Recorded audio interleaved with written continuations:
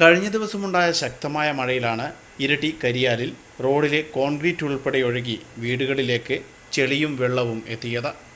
ജബ്ബാർക്കടവ് കരിയാൽ റൂട്ടിൽ കുടിവെള്ള പദ്ധതിയുടെ ഭാഗമായി എടുത്ത കുഴി മൂടിയെങ്കിലും മഴയിൽ മണ്ണ് ഒഴുകിപ്പോയി വീണ്ടും ടാറിങ്ങിന് ഭീഷണിയായി കുഴി രൂപപ്പെടുകയായിരുന്നു.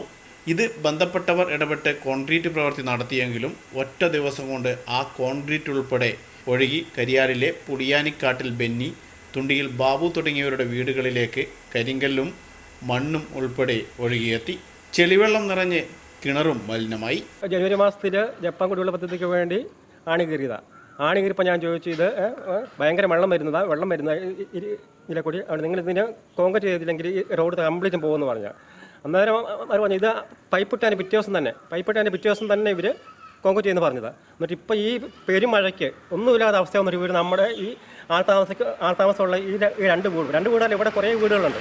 ആ വീട്ടിലൊക്കെ തികച്ചും മാന്തി കുഴിച്ച് ഇവർ ഇപ്പം ഇവരുടെ ഈ ഒറ്റ അനാസ്ഥയോടെന്ന് പറഞ്ഞാൽ ഈ സംഭവം പറ്റി. ഇപ്പം ഇല്ലെങ്കിൽ ഇവിടെ ഒരു കുഴപ്പമില്ല, നല്ല രീതിയിൽ പോയി. ഞാൻ അതേപോലെ വരുന്ന വെള്ളത്തെല്ലാം ഒഴിവാക്കി വിട്ടതാണ്. ഇവർ ഈ പെരുമഴയ്ക്ക് വന്നിട്ട് ഇത് കംപ്ലീറ്റ് മാന്തി കുഴിച്ച് വെച്ച് ഞങ്ങൾക്ക് അക്കരെ അടക്കാൻ പറ്റാത്ത അവസ്ഥ ഇപ്പം ആക്കി വെച്ച വീട്. നല്ല വെള്ളം ഒഴുകി നല്ല അണക്കെട്ട് തുറന്നു വിട്ട പോലെ മലവെള്ള പാച്ചിൽ വന്ന വെള്ളം കംപ്ലീറ്റ് വന്നിട്ട് എൻ്റെ വീട്ടിലേക്ക്, എൻ്റെ രണ്ട് വീട്ടിലേക്ക് കംപ്ലീറ്റ് വന്നിട്ട് എൻ്റെ വീടിന് പെരത്തറ അടക്കം മൂടിപ്പോയി. കിണറിൻ്റെ അകത്ത് കംപ്ലീറ്റും ചെളി മണ്ണ് ഇറങ്ങി.